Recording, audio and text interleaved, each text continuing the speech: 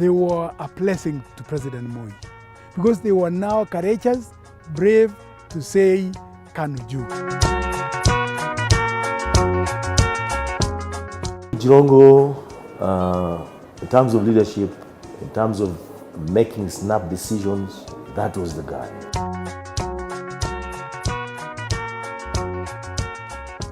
There was nothing peculiar about Sam Nyamweya. It is only that he was a shrewd person.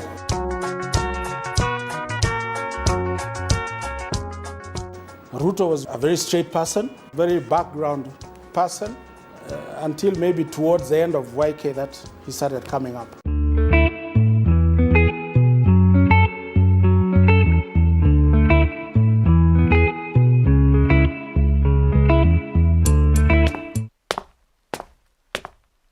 More than 2 decades later, YK92 remains a thrilling topic, especially for Kenyans old enough to remember the once famous political initials. Sena mbili nilikuwa ndio nimemaliza tu shule na kukawa na kitu ambayo ilikuwa inaitwa YK92.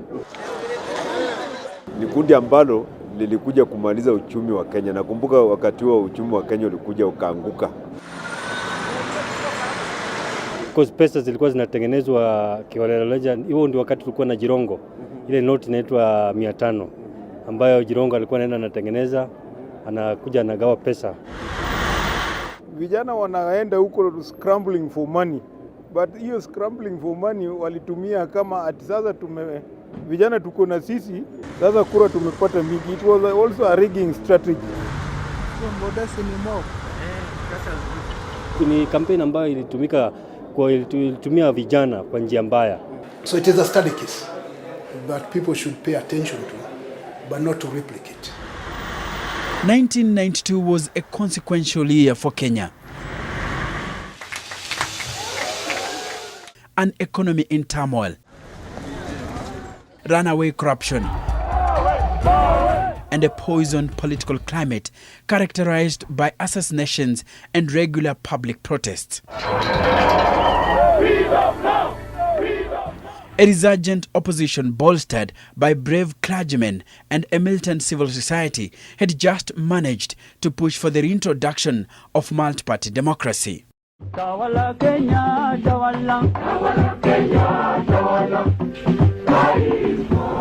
The ruling party Kanu and its leader, the then President Daniel Arap Moi, was besieged with the prospect of losing the general election looking real by the day. It was against this backdrop that a group of youthful associates met over a drink and an idea was born. It was on the 5th of January 1992 that 5 friends met at Nairobi's Boulevard Hotel for a drink. In attendance, Fred Kiptanui, Sami Kogo, Victor Kebenei, Joe Mwangale and Joe Kim Kung, a close confidant of President Moi's son, Gideon Moi. The drink would later turn out the political equivalent of a life-saving drip.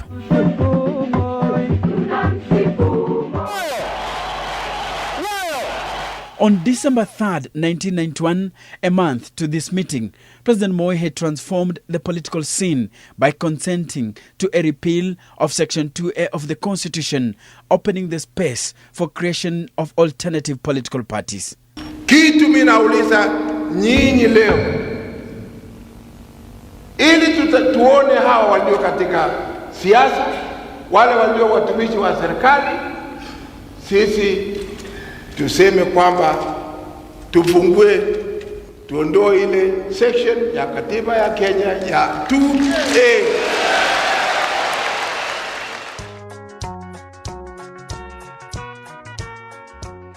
Multi-party was back, and for the first time since independence, Kanu was facing a real battle for survival.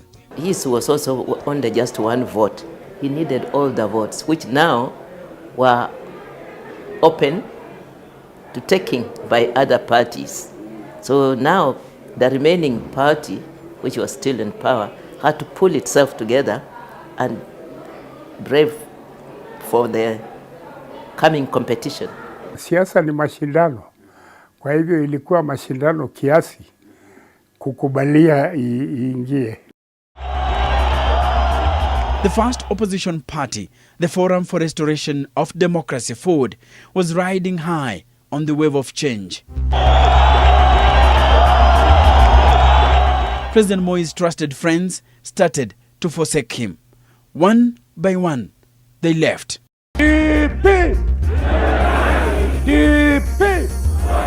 But it was the resignation of Mwai Kibaki, the then Minister for Health, on Christmas Day in 1991 that sent shockwaves across the country. I have resigned from the government, and that a detailed statement will be issued tomorrow. He was to be joined by then powerful politicians, mainly from the central Kenya region, to form the Democratic Party, DP. Now, forward! But it was FORD that provided the real challenge. It attracted hundreds of thousands of supporters, and for a while it looked set to wrest power from Moi. These emerging developments dominated discussions among the five friends. Kanu was staring at defeat, and the position of these five young men, most of them sons of political figures in the society, was at stake. They agreed to an idea: a youth league that will champion Kanu's re-election, a replica of UK's Labour Party youth movement. They named the movement Kanu National Youth Congress. You know, they knew of one party, one government, one nation. For them, the president was their president. The party was their government.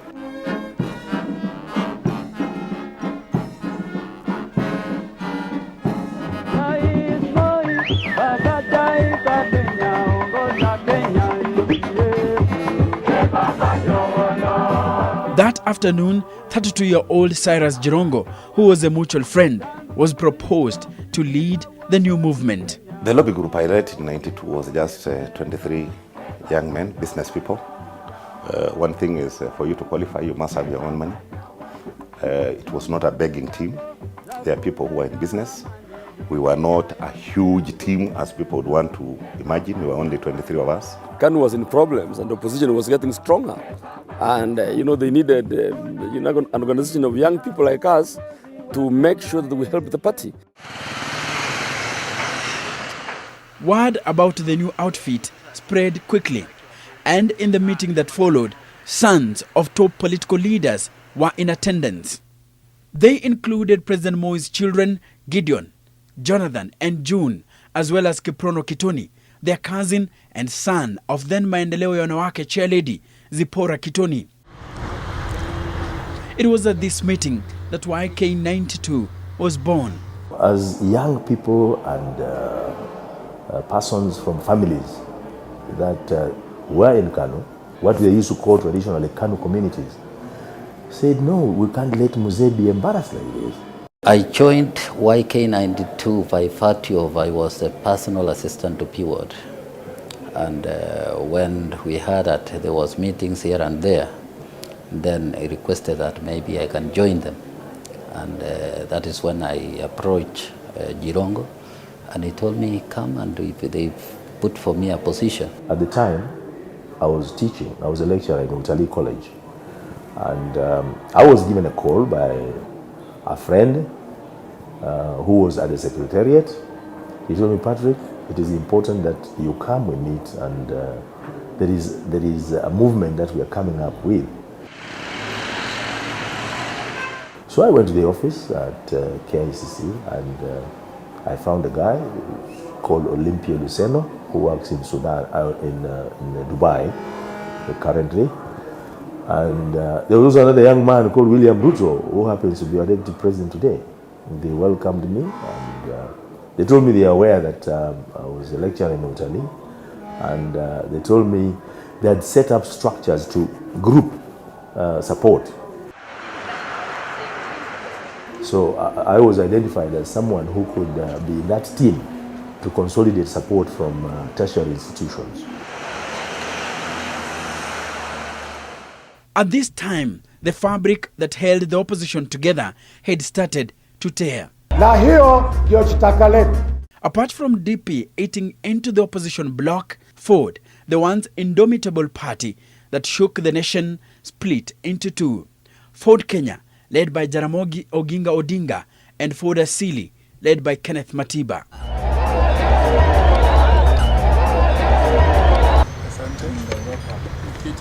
Franklin Bate was the Deputy State House Controller and Moi's speechwriter at the time YK92 was conceptualized. President Moi didn't take chances.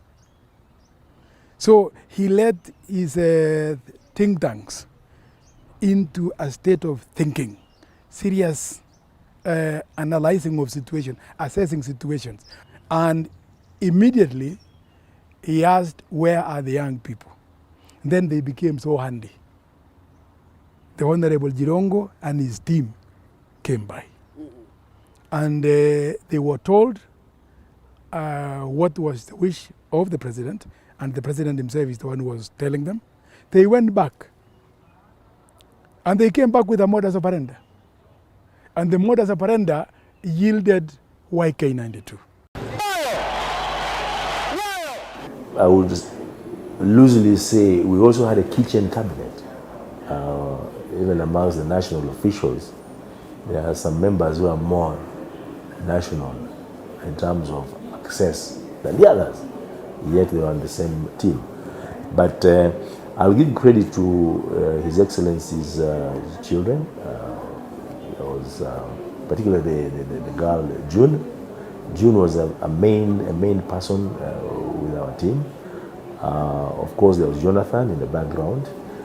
And what we realized, whatever we decide, the sentiments would be passed over to Cyrus Jirongo, and he had quite a good rapport with them. Within hours, he would guarantee us that I'm giving you an answer from Mose. That was initially. But with the time, it became him. He's the one who now had the direct access to His Excellency then. They were a structured team. And they had a team, I now don't remember the number of the Central Committee, which was headed by Jirongo. That is a group that was meeting with President Moi on regular basis to brief him on the goings on in the countryside.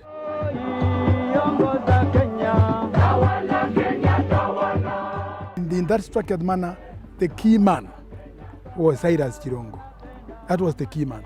That was the man who Moi could call even alone and tell him A, B, C, D about what to do with his team. Late 1991, June Moi organized the initial meeting between the group and President Moi. The meeting took place at his home in Cabinet Gardens, Nairobi. YK92 was later officially launched on March 4th, 1992 at the Nyayo National Stadium.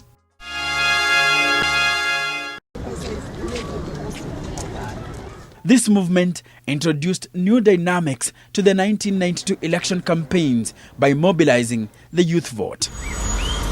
We had a very short-term plan, and that plan was Kanu win. At this time, if I may say, and I dare say so, not many of Kanu politicians were had the courage to stand for Kanu. Not one of them. So it was only Moi talking Kanu. When these young people now came in, they were a blessing to President Moi, because they were now courageous, brave to say Kanu juu, jogoo. Nafikiri walikuwa wanataka kufufua chama kabisa tena iwe na nguvu, na kwa kiasi walifanya. YK92 carried out their purpose by heckling and intimidating the opposition during the political gatherings and vote buying. They warned opposition chiefs against campaigning in the rural areas of Kenya, or what they called Kanu zones. When you are having a competitor, you try all means to outwing the other. So I could say, as much as they had liberty to campaign everywhere, we made sure that our strongholds, we weakened them by all means. Yes, and we strategically put our supporters on the ground so that it is coming from the ground. But the ideas were really from our head office, which is the YK92 head office. So we send people and then they assemble people and we tell them, this is what you are going to do. So they will disrupt? Yeah, that is normal.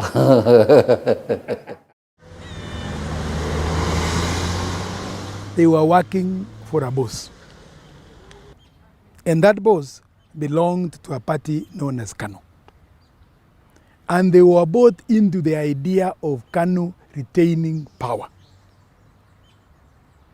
Naturally, therefore, they were standing up against any other person who would want to interfere with that wish, with that arrangement. Mwai Kibaki, a former vice president to Daniel Arap Moi, was seeking to unseat his now former boss.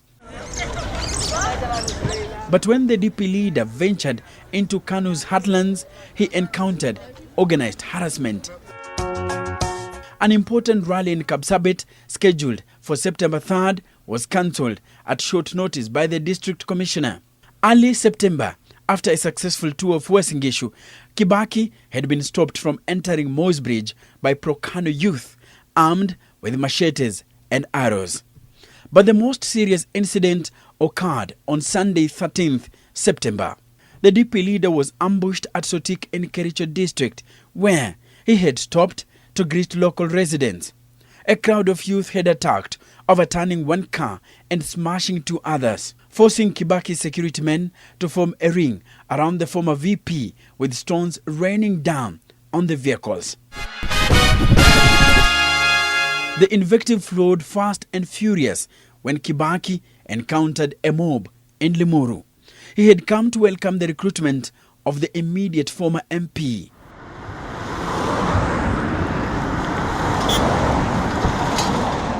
Kibaki charged that this was an orchestration of the YK92, which was instilling a culture of violence. In 1992, Kanu employed a youth wing called YK92. What do you remember about this group? I remember when really the YK92 came into the fore, having meetings, let's say in Kamukunji, became a big problem. Initially, you could call a meeting in Kamukunji, your only problem was the police. But come YK92, you had also to mobilize yourself in preparation for violence coming from, the leadership or organized with the leadership of YK92. Well, I can never forget that name, YK92, because they were the ones used by the regime, the government of the day, led by Moi, to suppress freedom of expression, freedom of whatever. And YK92 is but one of the instruments that Moi used to suppress what we were fighting for. Ours was to campaign for Moi, and that's it. Okay. And that's what we did. Intimidation, the part of intimidation. What capacity would a businessman have to intimidate? Those who intimidate have other capacities other than being purely a businessman. I know for sure there are some statements that would be released, and we are not aware of those statements. There is one statement that was released insulting the then Electoral Commission chair, Cyrus Jirongo. We were not aware totally.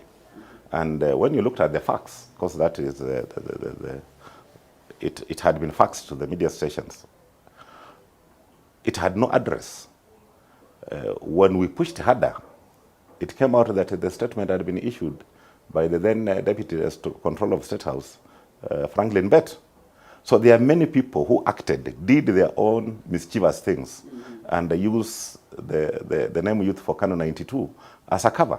We were targeting, first of all, to consolidate Kanu areas because we needed to give them courage that the party still existed and we were going somewhere. Yes. So when we went to our strongholds so that we can then now move out and see if we can get 1 or 2 votes from there, these overzealous politicians now started using Youth for Kanu 92, printing their own T-shirts, offering their own small supporters in the villages, and creating chaos. My friend, what is underhand deals in politics? Even as you're asking me those questions today, what is going on in America, in the United States, between Hillary Clinton and Donald Trump? What's going on? Underhand deals. So what am I saying? It cannot be blamed on Kanu alone that they propagated propaganda. Propaganda is part of politics. It is part and parcel of it. That I can confirm. Without propaganda, you may not win an election. Anywhere in the world, anywhere, name it, anywhere in the world. So the YK did it very well? Yes, they did very well.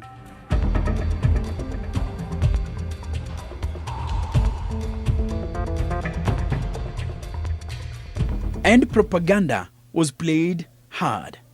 We approached also the stalwarts, particularly the senior Odinga, and that was actually the peon of the opposition, or the father of the opposition. So we managed to convince him, and at one point even we arranged for a one-on-one meeting with the president. And of course, when we discussed with him, he accepted that he will want to meet the president, but in secrecy.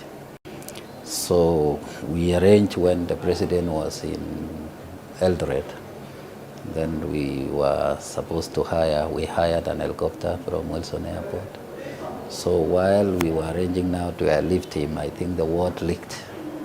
And somebody leaked it to the press that Odinga was going to meet the president. So when that word leaked, then he rescinded the invitation. And of course, it worked, because at one point now, the opposition, when they were sitting, they were accusing one another. So you wanted to go and eat ugali and what have you. Kigen says they even managed to put some of the opposition leaders on their payroll.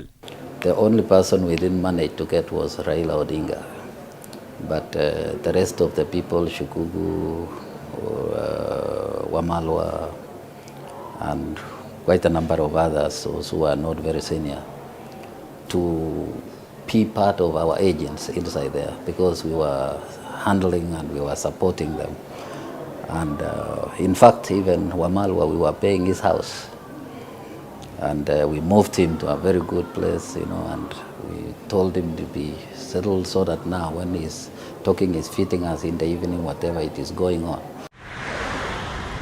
At that point also, we were using the same information we are getting that they were planning to now come out into the air. Why did you fail to get Raila Odinga? He was a little bit cunning.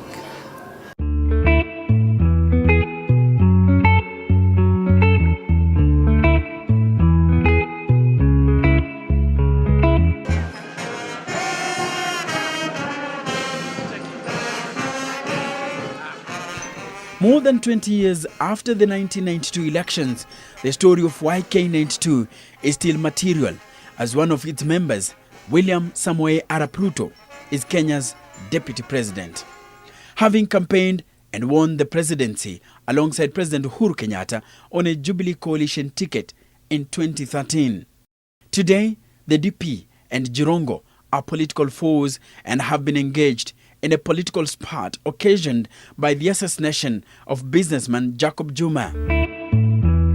Unajua, my brother Jirongo saa zingine anakasirika na mimi kwa sababu zamani nilikuwa mti yake ya mkono. Sasa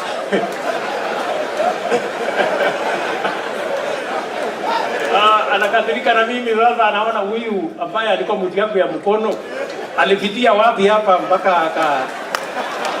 Lakini unajua my friend, ni kujipanga na nilikwambia. I told you.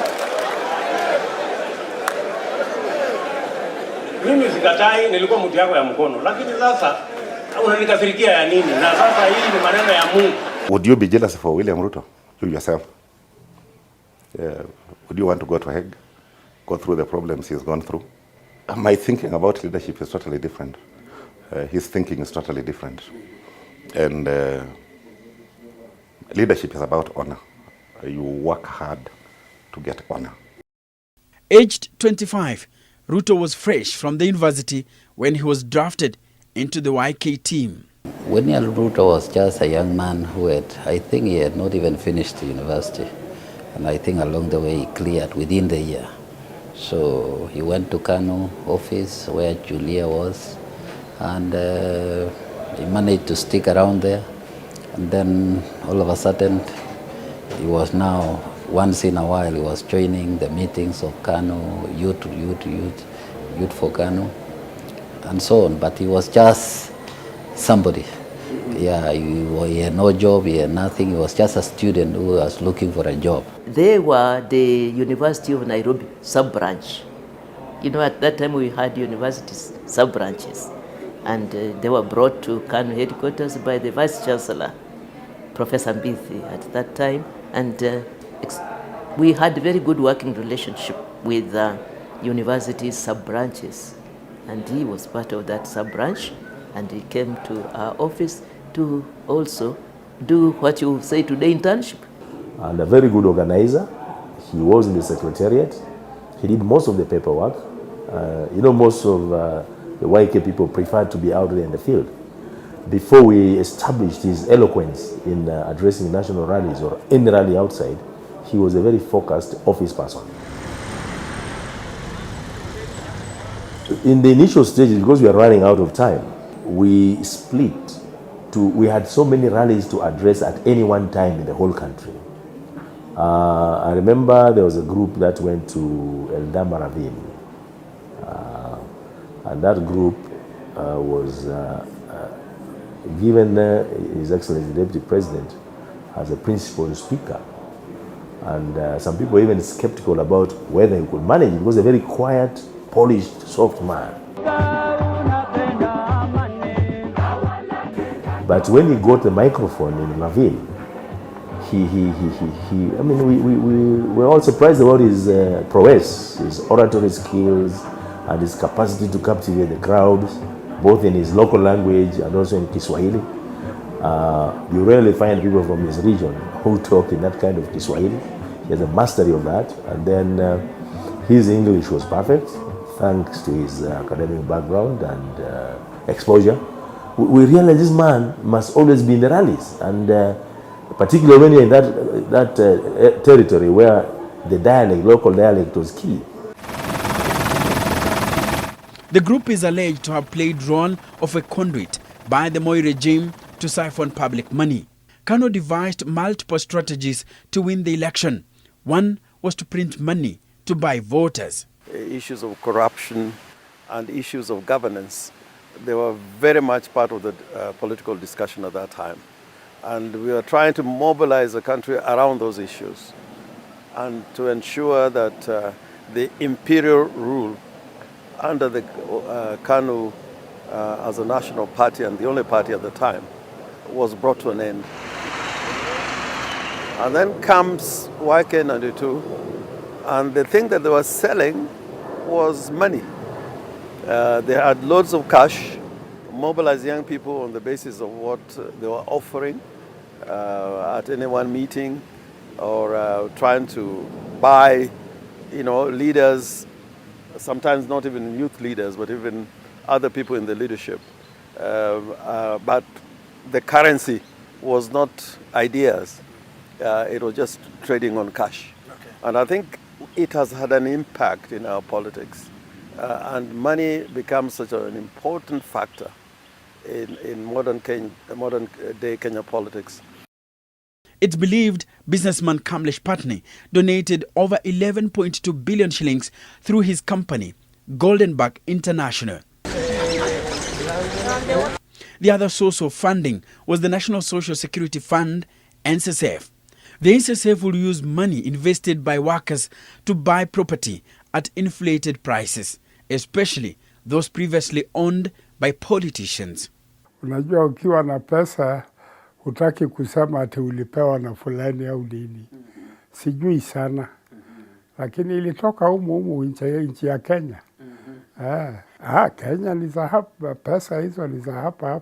Most of the monies that we're using were from well-wishers, people who love the party. But quite a big chunk was from Jirongo. Unfortunately, when he put most of his monies in the game, people started saying that it was the state giving him the money. He was using his own money. In fact, it is very painful sometimes when you look at it or sit with him and listen to him and know exactly what he did to support the system at the time. We never got any single cent from the Kenyan government or from any parastatal at all. If you have any, show me. But we didn't get. It's likely that they were doing well anyway, in whatever it is that they've been doing. Likely. But the money being spent was not their money. And being political operatives, they probably were making more money doing that than spending it. Whether it's money in form of cash or in form of assets. Some of them acquired a lot of assets in the process, in doing that. So the money was not theirs. The question that we made a lot of properties, that's not true. This property of mine, which I see some newspapers writing whatever they are writing, I purchased it before YK92, 1990, 1991. So most of us were established, totally established. So it's not true. We never got any money from the Kenyan government. Okay. In an election, somebody has got to get money from some source. I don't know how the money was coordinated. I don't want to indulge in an issue which I am not proficient. But we had resources which were channeled to YK92 and other persons who were determined for the Kanu cause. Many people say that YK92, a group that you led, was used as a conduit by the then government to siphon public money. Is that true? On the issues of money, everybody knows that the money that flooded the market came from Goldenback. And thank God I'm living today. The attempted assassination at that time, had I died, people would have said Jirongo was part of Goldenback. Some people used to say I have 20 wives, 8 wives. Create an explanation for the looting that went on through Goldenback. Okay. According to documentation which Paul Mite came up with at one time, 158 billion was looted through Goldenback. An election in 1992 did not cost 2 billion shillings, as much as it was high expenditure. The YK story is as scapegoat. We came in, did a clinical job, finished what we wanted to finish, and moved on. There's no way you can get funding from a parastatal if you're not doing business with them. So we never at all did any business as an organization. If there was an individual who did, that's an individual. But as an organization, Enoch, we never did any business with government. We didn't have any association with Goldenback at all. On November 12, 1992, the Daily Nation unearthed how NSSF had purchased 2 properties at 1.2 billion shillings from Sololo Outlets, a company associated with Cyrus Jirongo. The estimated value of the properties at the time was 66 million shillings. The remaining 1.13 billion shillings went to Kanu's campaign kitty. Sololo Outlets Limited built Hazina Estate. You can go there and see it. 560 housing units. At that time, if you had sold a unit at 3 million shillings, it would have been 1.8 billion. Now, The agreed price for that estate was 1.2 billion. Only 960 million was paid. Now, divide that by 560 housing units. And that's not the only estate I did. I did Saika Estate, I did Kemri Estate, and I was already in business, doing business. If somebody told me that you are given land in South B for free, given money for free to build, it would not make sense. And Hazin Estate, my borrowing was 300 million from Post Bank. If you are in business and you cannot go to a bank and borrow money and do work, then I'll show you the thief. Okay. Yeah, otherwise, what is the source of capital? We must separate what was going on in each individual's business arrangements and what was going on with YK. We never got any funding. So if, for example, somebody approached a senior politician and said, give me this contract. If I get this contract, I will earn 2 million shillings. From that 2 million, I'll fuel YK vehicles with 50,000. Those were probably arrangements that were never mentioned to us, and we never got to know them.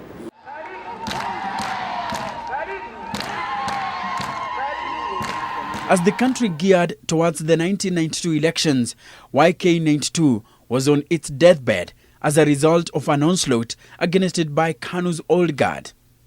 November 1992, Chairman Cyrus Jirongo suspended the group's treasurer Sam Nyamweya for interfering in Kanu nominations in Kisii district, and Vice Chairman Gerald Bomet for seeking the Baringo South parliamentary seat, an end product of an internal battle that had heavily affected the activities of YK92. There are stories that you had a friction between yourself and the treasurer and even your vice chairman. What brought about that? We are merely a lobby group campaigning for the head of state. And one of the issues was that if you belong to the 23, you are not going to seek a political seat.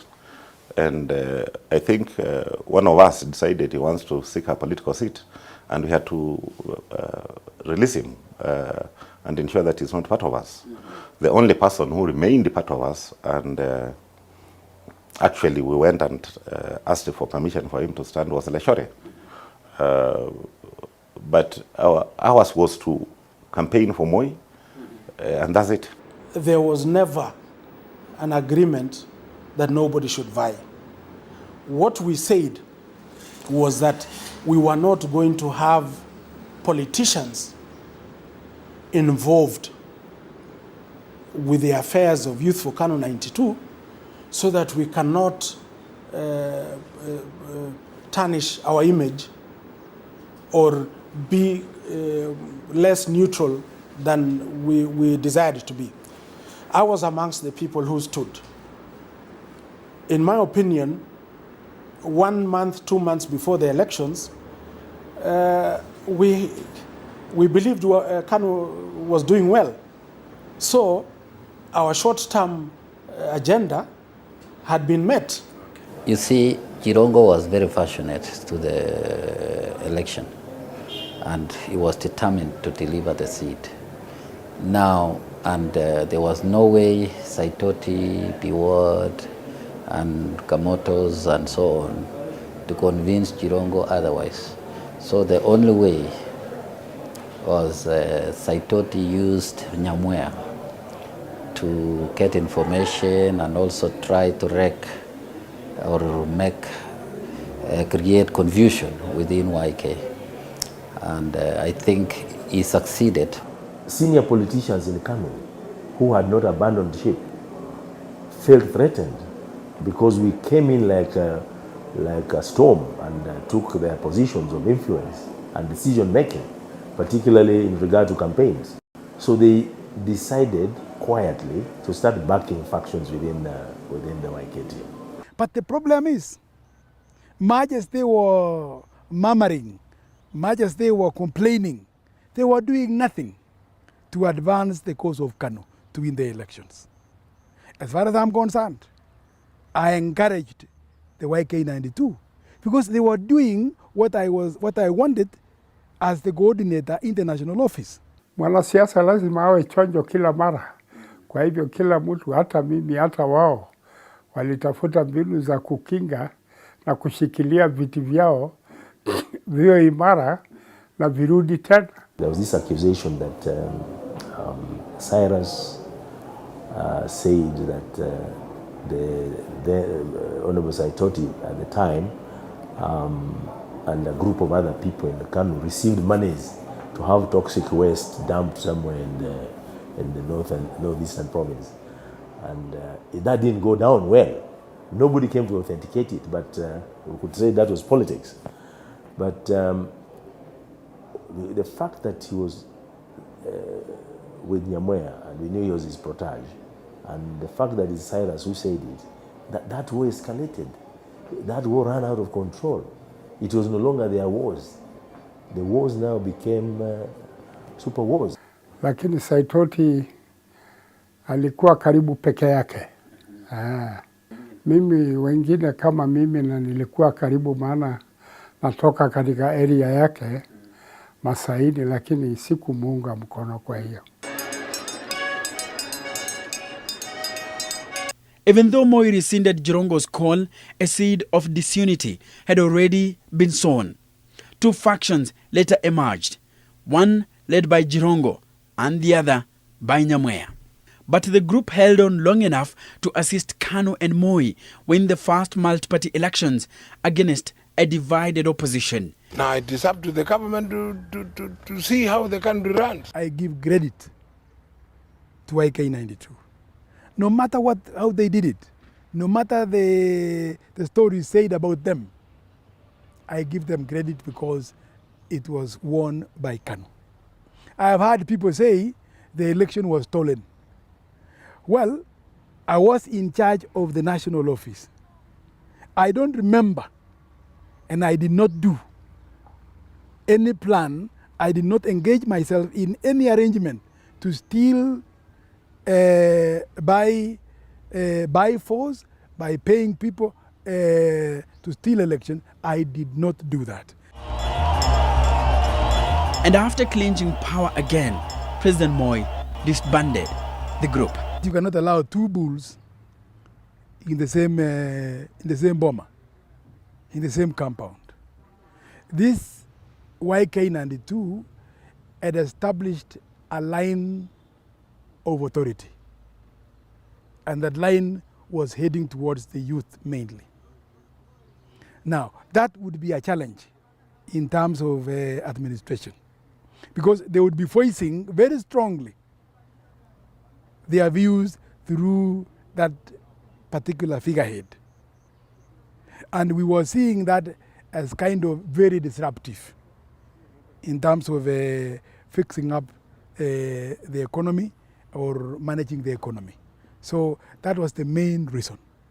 So you had to do away with them and again dissipate them. Alivunja kwa njia yake mwenyewe na hakutaka labda mambo mengi ya ndani ya YK ijulikane. I wanted a younger generation to take over after Moi. We actually had a sitting and agreed that Musalia was going to be his deputy president. The only thing that let Musalia down, he was underage. He was below 35 at that time. And the old constitution required that you should at least be 35 years for you to be a president or deputy president. But our scheme was very simple, that a younger generation takes over power after Moi. And that is a true position, and that's what we had agreed on with the retired President Moi. And of course, that creates a lot of enemies. The then occupant of the seat was the late George Saitoti. Yes. You do not expect him, with the Biwott and others, to have taken that lightly. And it depended on where you aligned. Okay. If Nyamweya was aligned to Saitoti, then you would not expect him to have been very happy with me. That is neither here nor there. Our organization was working with everybody so long as that person was in Kanu. So we started from the President Moi and his people. Saitoti was the deputy vice president then. So if he was the vice president, there's no way that we could not have worked with him. So I personally worked with everybody, from the president to everybody. The tussle between YK92 and the old guard will see the young Turks miss out on some of the promises Moi had made. Moi had promised us that after the election is going to support us. Maybe at that time there was parastotals which were being sold. At least the whole 40 of us were going to form one company, and maybe he supports us to buy one, and then we run us or whatever, and then he appoints some of us and so on. So there was a lot of promises. Even when we finished the election, he promised us that maybe each of us, he can support us to start life with 5 million, of which we wrote, and it was taken to State House. The following day, we heard in Nakuru that we have been disbanded, and we don't know where those proposals went to, including the company which we had formed to buy one of the parastotals. You don't blame Moi too much for that, because they were trying to take advantage of a particular situation, and Moi knew it.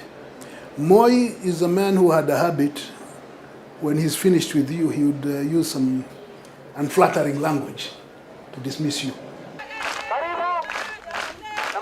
But the group never died.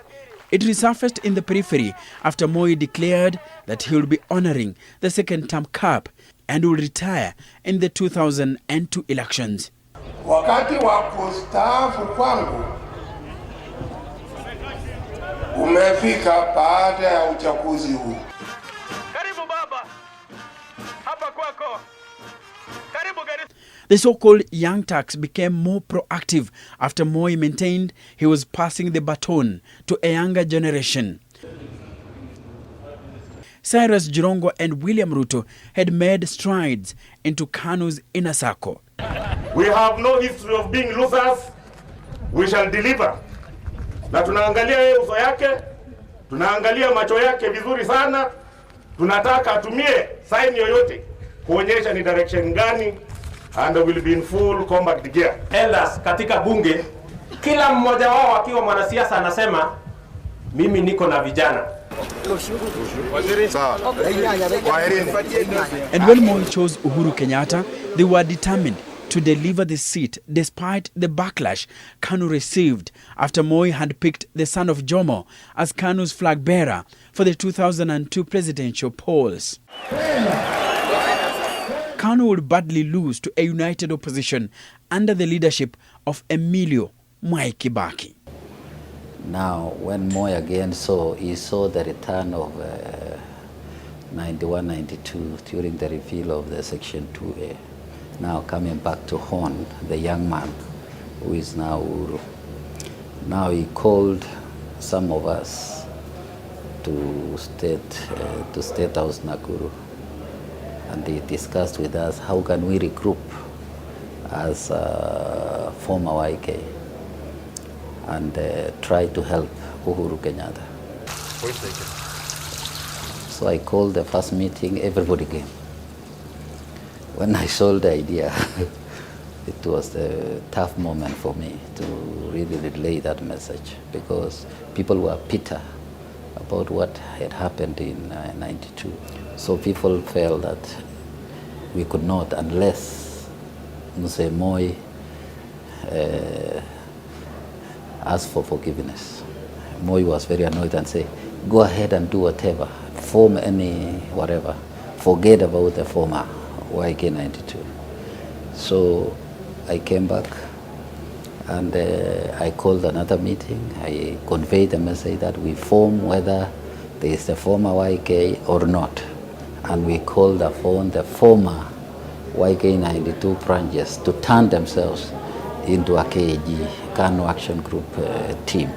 Of course, we meant to deliver, but you remember the Uhuru candidature was met with a lot of resistance from within Kanu.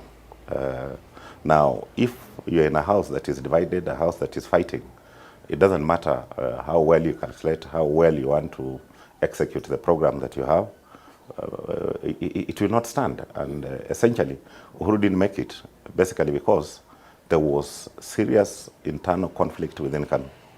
Indeed, the group propelled from anonymity politicians like Deputy President William Ruto and Cyrus Jirongo to the national grid. If you want to talk about the YK story, you can never finish. That is why so many years down the line, it is still hot news. people still talk about YK, because the mystery has never been solved. Perhaps undisclosed to many, a good number of YK92 members occupy influential positions in the country's political, business and academic arena today. William Ruto rose from the insignificant YK92 secretariat position to win the Eldoret North parliamentary position in 1997 and eventually worked his way up the political ladder. Jirongo served as a cabinet minister in the Moi regime. Nyamweya went to the football management. No, it's not Jeshi Lamse. It's just using reasonable force. When someone arranges youth on this side to shout, I also had mine on this side to shout back. Patrick Musumba, Gerald Bomet and others proceeded to grow their fortunes in business. Enoch Sikolia, NTV, Sons of Fortune.